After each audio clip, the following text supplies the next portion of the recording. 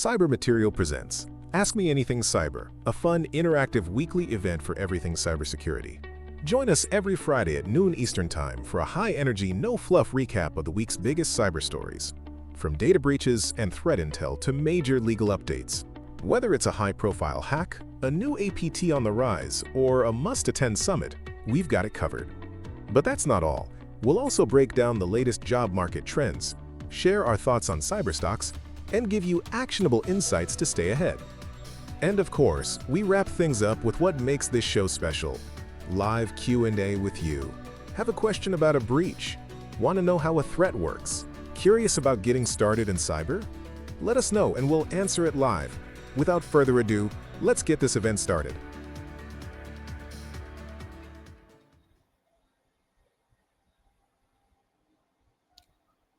Hello and welcome everyone to Ask Me Anything Cyber Fridays. I am Prapti and I'll be your host for today. Thrilled to have you here as usual. And today we have something very special planned for you. Today we'll be looking at some real concerns that people face in cybersecurity. Also, we'll be taking questions from you. As I said, it is something that makes this event very, very special. So if you have any questions about your career, cybersecurity tools, or even cybersecurity advice in general, let us know. You can drop your questions on the live chat or on our Substack, where we are live today for the first time. Hi, Substack, and we will definitely get you your answers. Now, before we begin, a quick heads up. We have the Cyber Briefing Challenge, which is live, and in this challenge, you can basically refer and win. If you've been following our daily briefings, which covers threat alerts, top job list, book picks, etc., you will know that we like to keep you ahead of the game. And we recently launched on Substack, so we are trying to grow our cyber community there, and there are certain rewards that you can get. If you are able to refer 10 people, then you get a shout out in our newsletter. 25 referrals, there's a free 1 year subscription. And if you hit 50, there's cybersecurity consultation session with us. And if you cross it and go 100 plus people on board, we will give you $100 gift card and you will definitely earn it. It's easy to join, and if you found us through LinkedIn or just tune in, now is the perfect time. You can just scan the QR code, which is there on the screen, and share. All right. So, in the next hour, we will be talking to Sofia, who will address and answer some questions with her own expertise as an incident responder of 911 Cyber. This is going to be an interesting event, so keep watching. Let's bring Sophie on stage and get started. Hi, Hi, Sophie. Prapti. Thank you for having me. How are you? I'm well. How are you doing? I'm great. I'm great. This summer evening is very hot today. Over here, it's humid all the time, and we're hoping there's going to be a bit of rain, although Yeah. not during the event because then I'll have technical issues again. So, to kick things off today, I Yeah, sure. have here a Reddit user Mm-hmm. who says someone has hacked into their email and took control. They say that they received a message saying that they've hacked into my device and have installed a rat virus and have access to my photos, microphone, and camera. Is this true? I promise I haven't clicked any links. They definitely have hacked into my emails and changed my passwords on pretty much everything. So, first things first, Sophie, what is a rat virus? Well, that's a great question. I love that we are bringing some Reddit headlines Yeah. to these type of events because these are real people with real issues. So Yeah. to get started with your question about what is a RAD, it's the short term for remote access Trojan, which is basically a sneaky program that lets a hacker take control of your device from anywhere. They can see your screen, steal your files. It's basically you're giving the keys to your computer, but it usually gets through like a bad link or a fake application, and most people they don't even realize it's there. So that's why it makes it very dangerous, and it hides in the background and watches everything. So to answer this specific Yeah. concern, like someone hacked into my email and took control, um, many of these messages like maybe bluff, and they're often referred Hmm. to we call scareware or extortion scams, where the Oh. attacker they pretend to have full control over your device to scare you into acting like quickly, and they often ask for like money or for you to download another application, and that's where they get access to your computer. But in this Uh, case, there are a few questions that I would love to ask this user exactly to understand in depth what is this issue.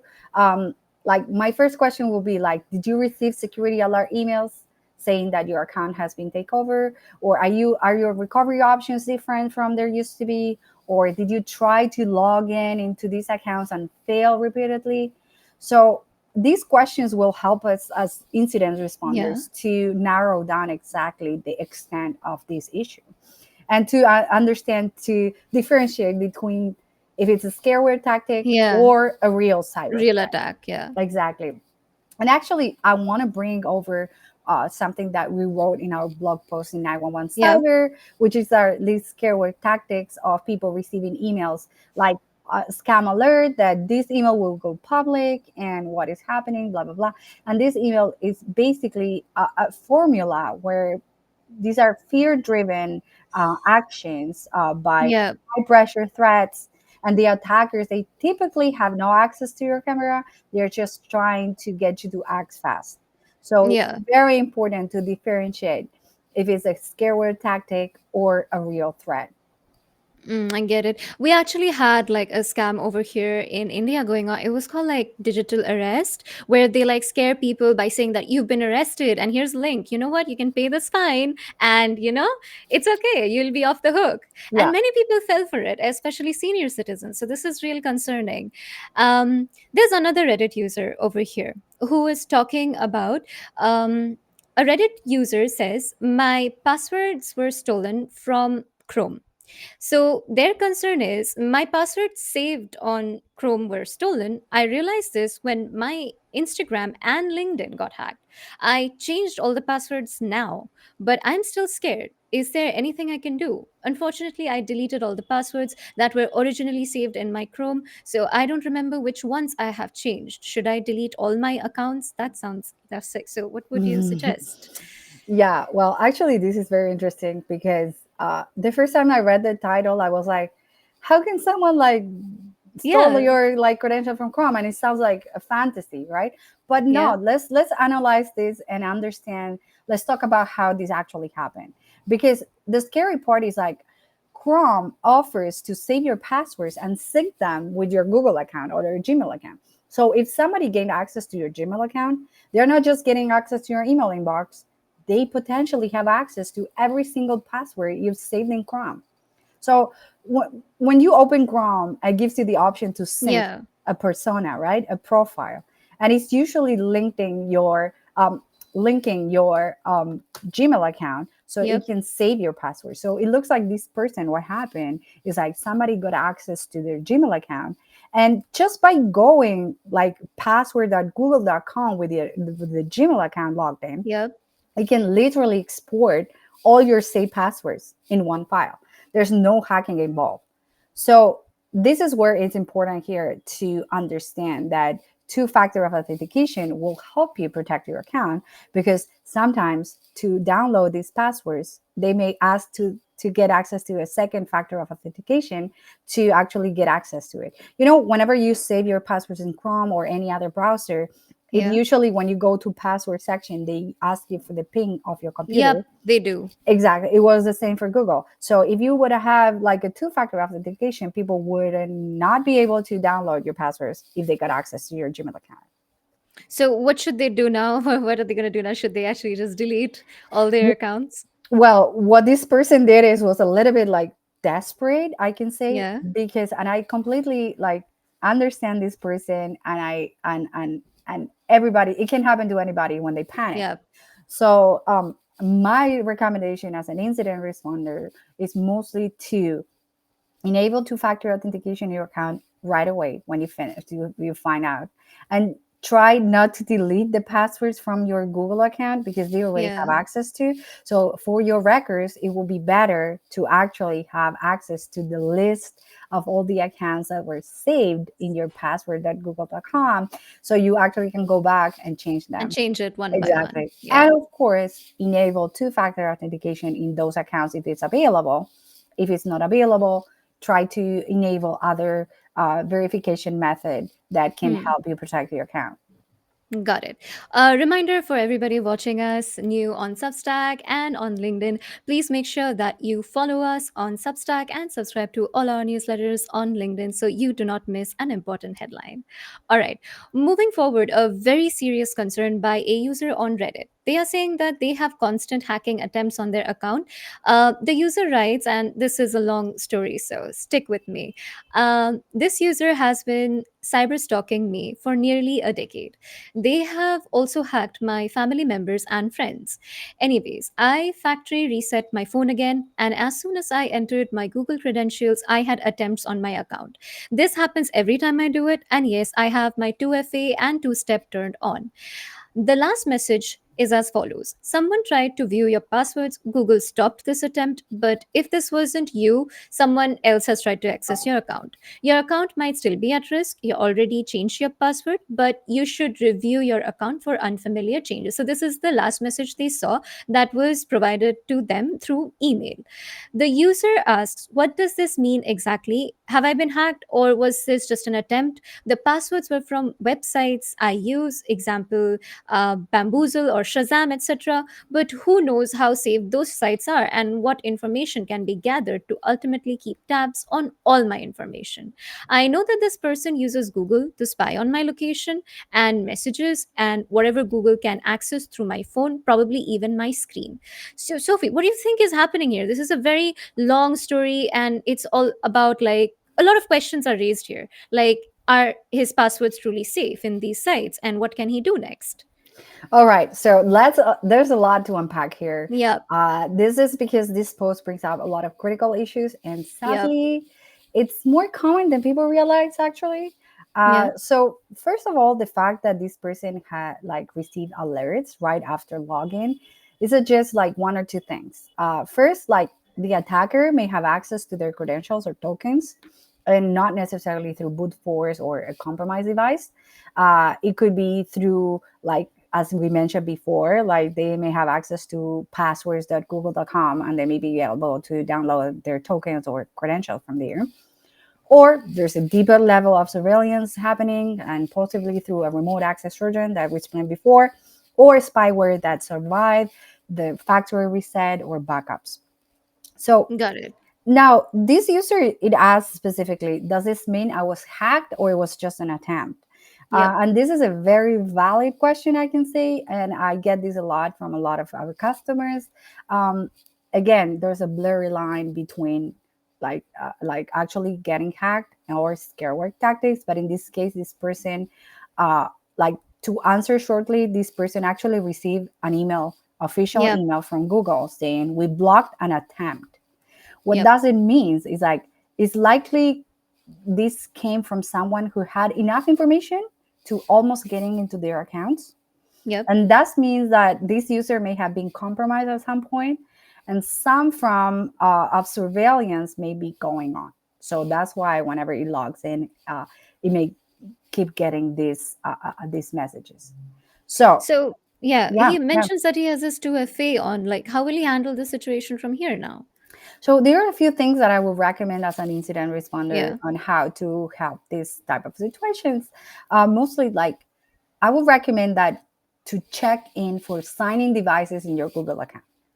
It will mean like remove anything unfamiliar that you didn't know. For example, if you see a computer that is logging, like to check that, you will have to go to my account at google.com, go to device activity, and you will see all the devices that are logged in with your account. Sometimes if you see a device that doesn't belong to you, what I yeah, would you need recommend to is remove them. remove access right away. However, if you're not sure if the devices listed are yours, just clean sheet, remove all devices and start over. Now, another thing that I would recommend is like go to a security checkup on Google and look for third-party applications with access to your account. Why I'm Okay. saying this is like sometimes you use the Google sign in to access other services, and sometimes these other services they may be compromised, and this is why you may be having this message of like Uh, security inactivity, right? Got it. So Yeah, basically, like when we use a different app and that app gets compromised, and then our passwords get away from there. exactly. Got it. So one of other things that I will suggest is to revoke access to anything suspicious. Any like old company that you use your Google Yep. account to sign in. Review everything that you have used your Google sign in to access, to create new accounts, to get services. And if you're not using those services or you're not using these websites, revoke access, reset everything. If you want to start over, reset access to everything and start Yep. clean.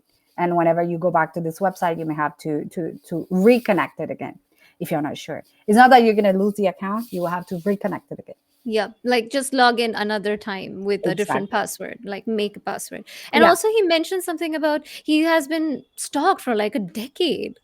Yeah. Well, there's something like I will also like to mention is like, and it's very important because this person they just mentioned it, that they did a factory reset and everything.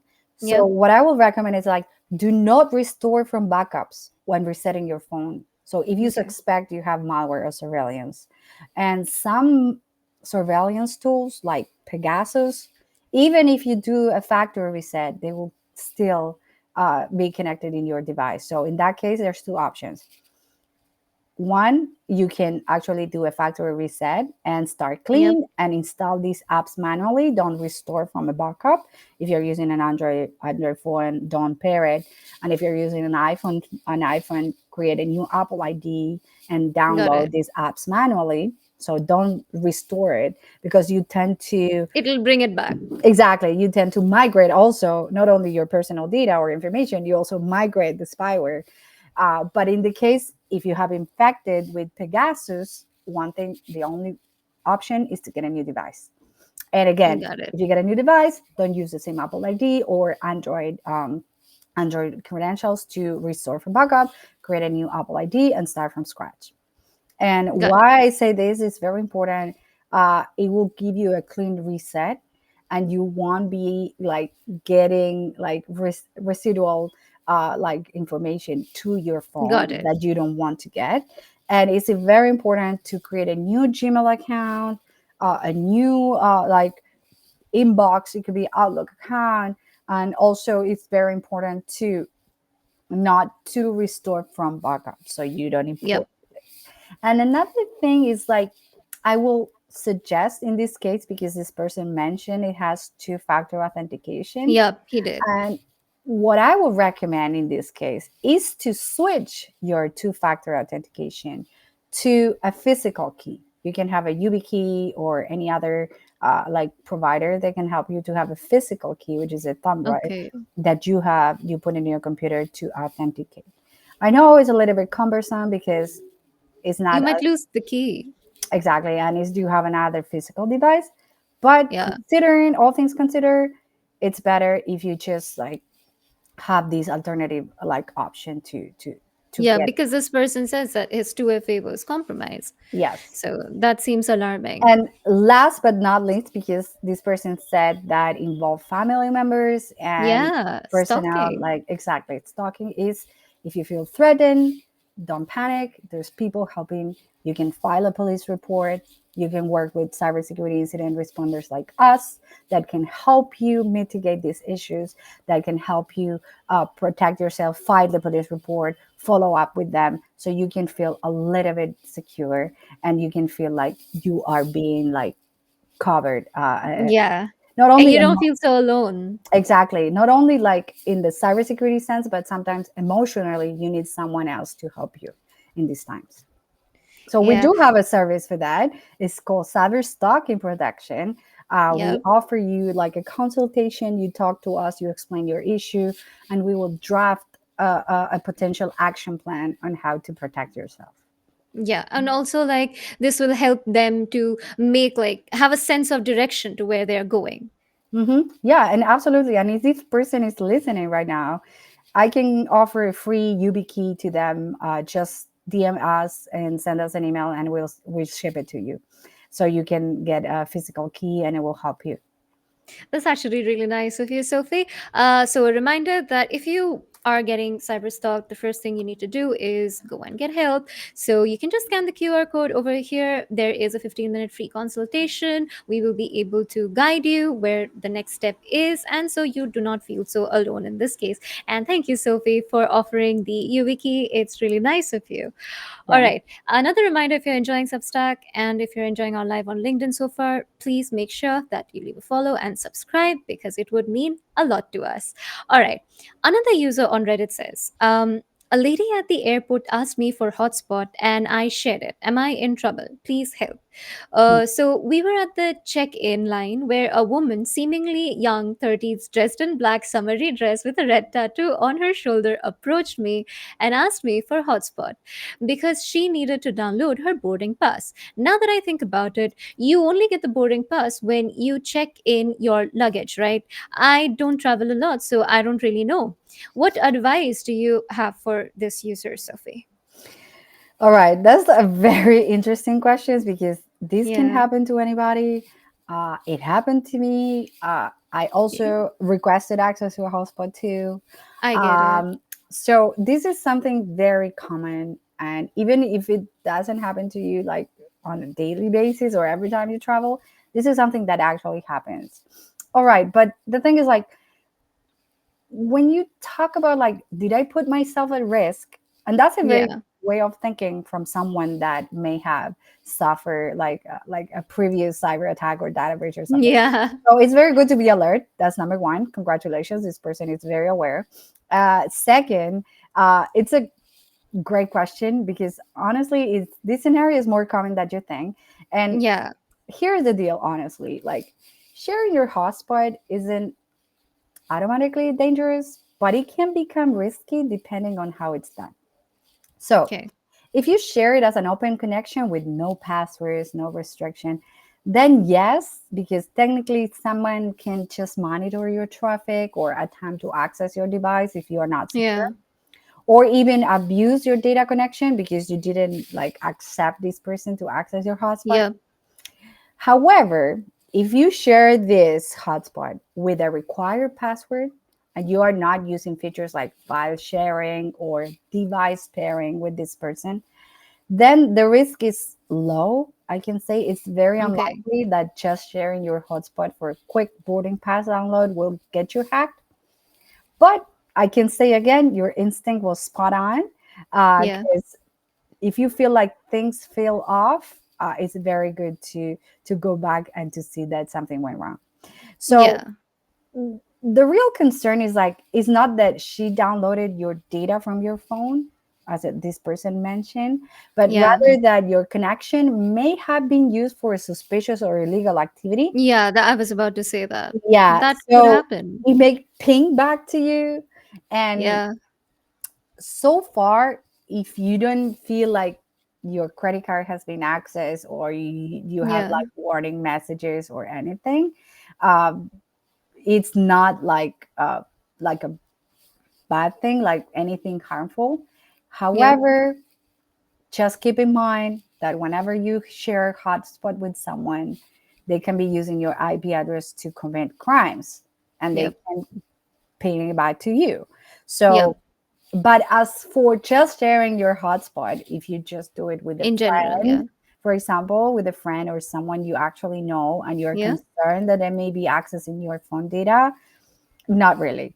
But anyway, the best thing yeah, you and will do right now, because it's already done, remove your phone from your hotspot pair devices to yeah, prevent from reconnecting again. Change the hotspot password and turn off the hotspot when you're not using it.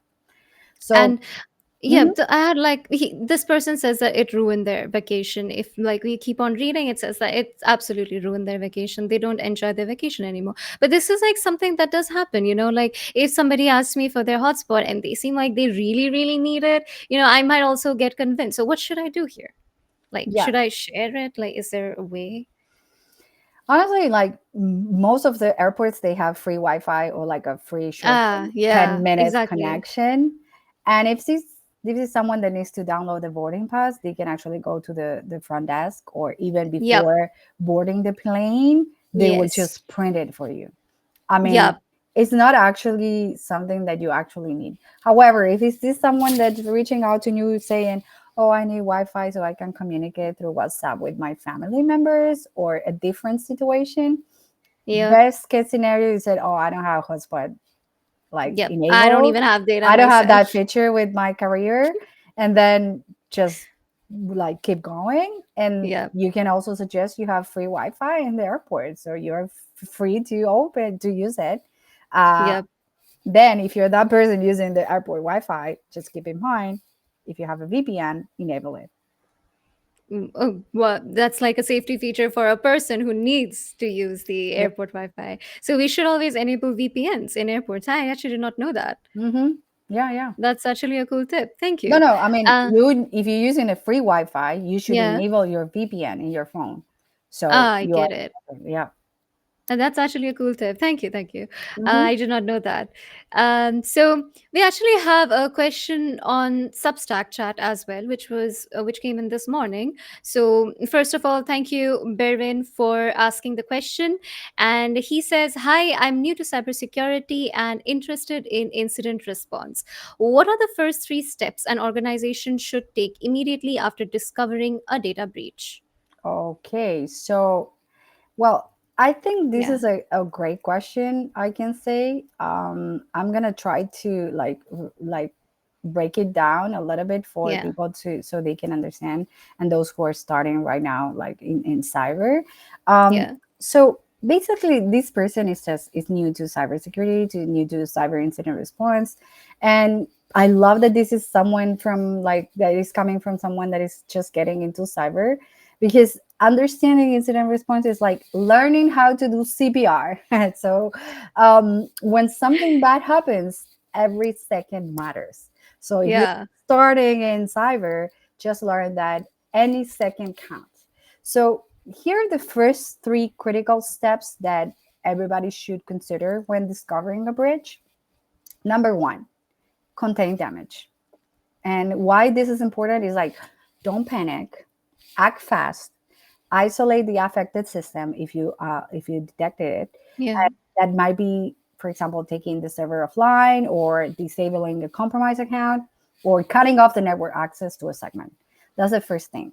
Don't panic, contain the damage.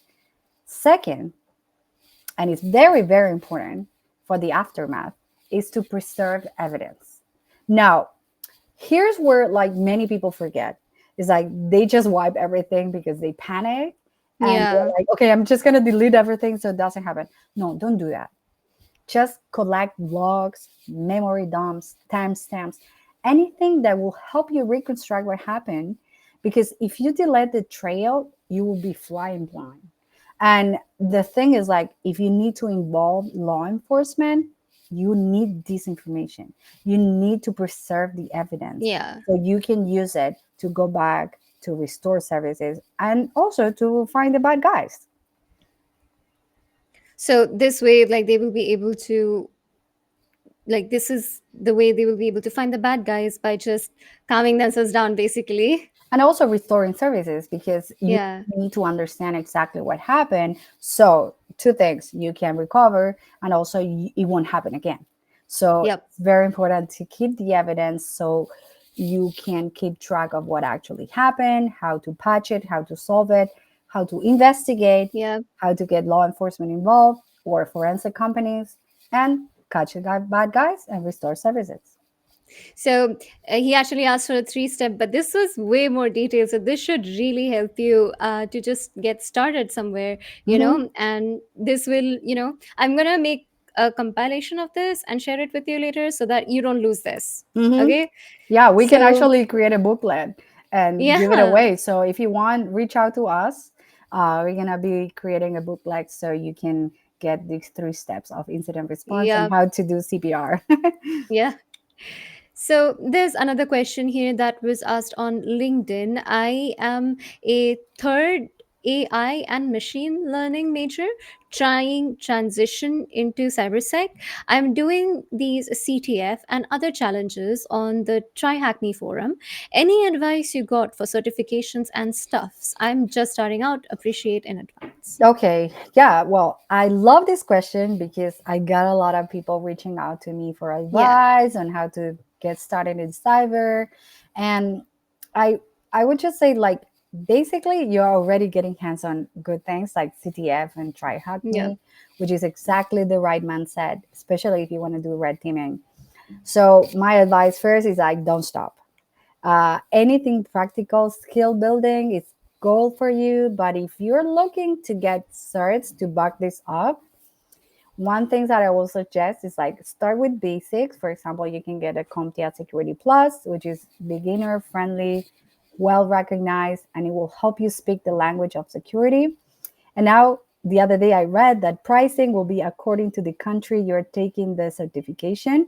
So it Uh, won't be all, like the US price anymore. It will be adjusted according to the country you're coming from, got it. which is very accessible for the other people right now, and it's fantastic. And then another like thing regarding red teaming that this person was talking about, moving into like either if it's like blue teaming or red teaming. If this person is into defensive work, I Yep. would suggest to go into the CompTIA CISA Plus, or if it's in the offensive side of things, I would recommend the Offsite Certified Professional, the OSCP, which will help you back up all this experience you're building. And this is what is interesting, and I want to mention, and this is a great advice I got from one of my mentors. Uh, Yeah. Most importantly, I would just suggest it's like document everything. Build a GitHub, a blog, a website, and show your learning journey. Employers, they love to get that proof that you actually can think like a hacker and you can Yeah. explain it like a pro. So get a blog post, get a Medium profile, write tutorials, get your personal website, because these Yep. only like this will also help you back up all this experience towards like if you also have the certifications and you also have the try hack me like certificates, and it will help you build this persona that you want to become if you're just starting in cyber. Got it. So, another thing, we do have CTFs as well. It's called Hack Havoc, and we are probably planning it in the mid year. So make sure that you keep following us because we will definitely announce it. There are amazing prizes that you can win, and obviously there are tough challenges. It's Sophie who makes the challenges, so they are pretty tough challenges. So I'm pretty sure you'll learn something even if you don't win something. Well, So actually, make I'm not the sure. only one. We usually invite other guests. Yeah. We are inviting for the future CDF that we're having a very cryptographic mind to create some cryptographic challenges. He's a professor for the MIT, so he will be like designing some challenges as well. Oh, So, and we also have other guests that will be like designing tests, like challenges. yeah. Not only me. So I guess So it's gonna be tougher then. I guess. So if you're ready, stay tuned. Probably in September, we're gonna be launching this CTF. Yeah. So yeah, stay tuned and we'll definitely announce it. As I said, if you do not win something, you'll learn something from it. And we have a question here on LinkedIn on our live. Thank you so Mm-hmm. much for asking the question, Ari Chandran Yoga Anand. Yep, I think I got it right. Over here we have the question: how much SLA rate should be to an cyber security SOC? So Okay, I that's don't a know what that means. very specific question, but Yeah, I'll take it. So for you to understand, like SLA is like a service level agreement for cybersecurity operations centers, which is SOC. These yeah, are two acronyms that I would like to talk about it. And it will yep, depend on the type of services provider, for example, the industry requirements and the criticality of responses time. And a very common breakdown of these SLA metrics and real targets could be like if you want to offer high SLA standard, including like a 99.9% of uptime incident acknowledging within yeah, 50 minutes and critical response time under like 60 minutes. So SLAs, they must align with the client risk profiles, service tiers, 24/7 support. So mostly will depend on the type of client and the industry requirement that you are being providing this service. Um, Good standards are like less than 60, 30 minutes initial response. Like a standard could be 1 to 2 hours response time. Got And it. if you're talking about like incident triage time, could be like less than 50 minutes, or standard, which is like 30 minutes. And then the resolution time will depend on like critical, like this, like the severity of the incident. It could be, if it's critical, you can say that it could be like 4 hours. High could be like 8 hours, and medium 24 hours. And if it's like low, it could be like 3 to 5. So this is something that as a provider you will design for your client or for your SOC team. But then uptime and availability is always has to be like 99.9%, which is like the standard. And if you're talking about like premium, which is like very like more expensive, you can say 99.99%. I hope I was able to answer this question. Yeah, I hope he understands it because this was very, very technical and I understood like some of it, but yeah, I don't think I'll be able to answer it if somebody asks me this question. I mean, All right. well, this is what we do as incident responders. Yeah.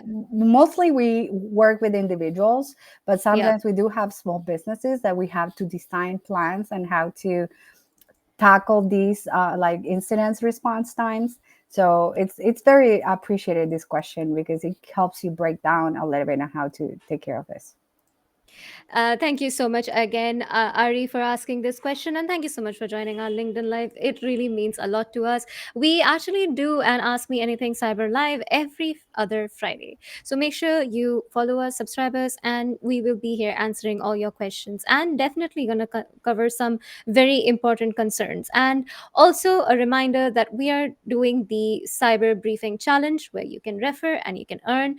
Another thing to keep in mind that if you cross the 100, if you bring 100 people, you win $100. So that's actually something that you should definitely look into. If you are not following us on Substack, go ahead and do so, and you can scan the QR code on the Hmm. screen just simply, and you will be able to participate in it. All right, we actually have another question here on LinkedIn, and it's by Abhishekta. Hi, Abhishekta. Thank you so much for asking your question. As a fresher, apart from the knowledge part, how can we prepare ourselves to get ready for a job?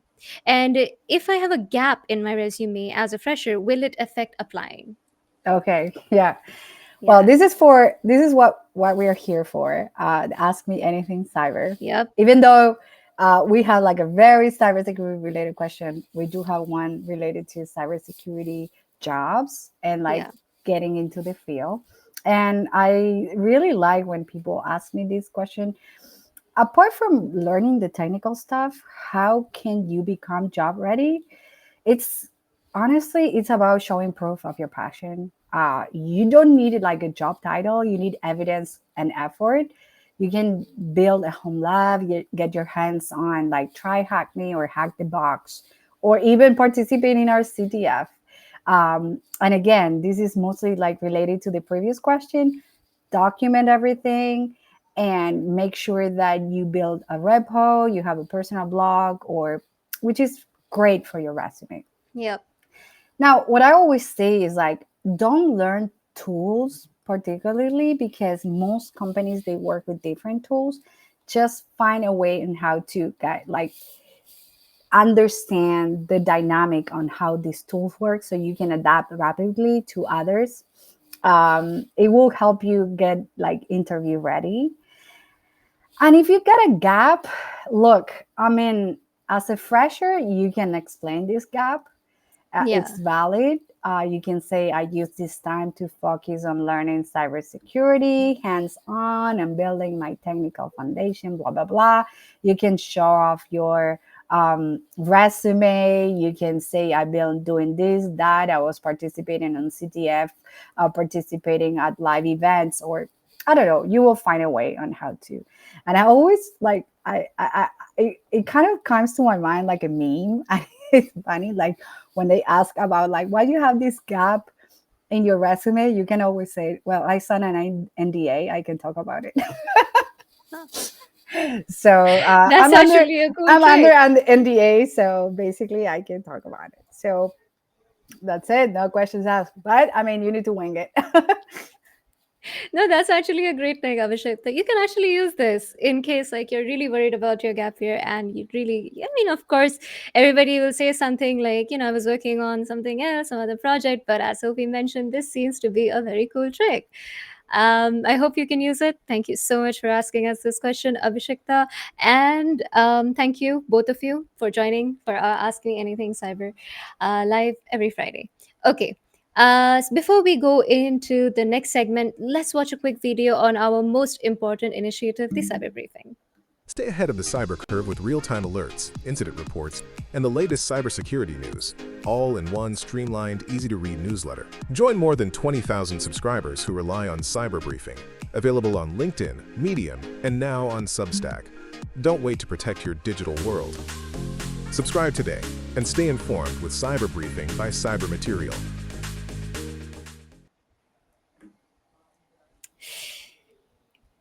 All right. Hi. So, back again. And that was the cyber briefing. In our cyber briefing, we share our top alerts, news, incidents every weekday. So you can actually have like a roundup of it. You cannot miss a particular breakdown. And this is actually great. You will not be able to miss a headline if you just subscribe to us. Not just that, in our briefing, we also have job listings in which you can just go ahead, click on apply, and it'll take you directly to the place where you have to apply. Internships as well. You have events in there as well, global events from US to India to UK. Global events are also covered in our cyber briefing. So make sure that you subscribe to us on our briefing. All right, Sophie, back to action. Let's do a quick roundup of the top cyber stories this week. The first headline is something very common. In fact, we talked about this recently on Substack, where the real problem in cybersecurity is not actually a clever malware. An example of this is what happened like just yesterday, which was the McDonald's AI hiring bot breach. So, in this breach, attackers used a simple 123456 password to access millions of job applicant records. How should incident responders prioritize their actions when a breach results from such a basic security failure?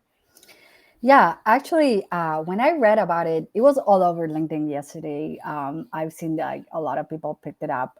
This was a research by two reporters at Wired. They found that they were able to trick the AI bot called McHire.com to get information about the applicants. So I'm gonna like explain a little bit of like how real life example of this and how bad security practices they can lead to a massive privacy mess like Yeah. at companies like McDonald's. So in this case, they found these serial flaws in the myhire.com chatbot, which is the McDonald's job application site. They're using a chatbot, they call it Olivia, and it was built by a vendor, which was Parallax AI. So they outsourced this. So here's what happened exactly. Okay. These researchers, they found a staff login page and just tried the default username and password, both set to 123456. No two-factor authentication, no lockout, nothing. Just like that, they had access to their admin access. And this is exposed to like sensitive data. They sort of said it was up to 64 million records, including names, email, phone numbers, resumes, and even like personality results, like test results for applications. So just to be clear, these researchers, they didn't access the 64 million records. They only looked at 7 chat logs, and they reported on time, like responsibly, Yeah. as good researchers do. They reported to McDonald's, Yeah. and they said that they were able to access their information, their real personnel data. So as soon as like this was reported, McDonald's took it down, took it offline, and Yeah.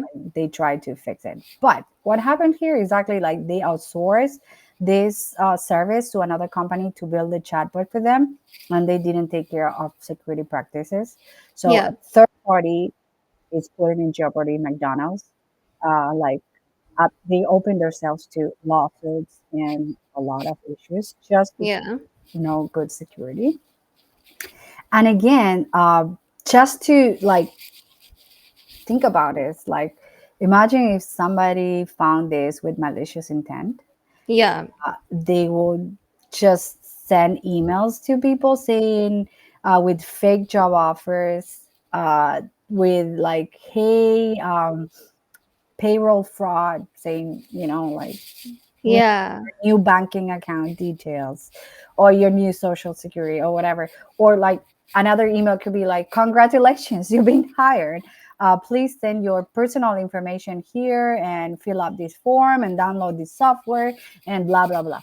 So imagine all the implications of not securing your database and just having like the default password. Yeah, I think this is something that should be talked about more, because we also talked about this, like I mentioned, on Substack recently, where it's not really a clever kind of hack. It's like most of the time it's just people forgetting to turn on their two-factor on, or using Yeah, the passwords everywhere. It's mostly that. So I think awareness about this issue is very important. yeah, absolutely, yeah. All right. So the next headline of the week is hackers resurface with SEO poisoning and software spoofing tactics posing new threats. So this incident talks about how the malware Oyster being delivered through SEO poisoned fake software pages. How can incident responders detect and respond to infections that appear and originate from trusted tools like these? So let me explain a little bit on how Yeah. this work, and I'm gonna explain what poisoning is, or Yeah. SEO poisoning. What it means is like criminals or hackers, they are using uh, like legitimate softwares to trick like developers or any other to download fake software. So what they do is like they positioning themselves on Google. So whenever you Google a tool that you want to download, Yeah. it will appear them first, showing like it's a real, like a legit software, and you will download the fake version. So what is happening right now is like this is a research from Arctic Wolf team, and they Yeah. identify that it's like a they identified a few domains that they were tricking people into downloading fake software. So here's how it works. You are an IT professional or cybersecurity professional, and you need to download a tool like Pewty, for example.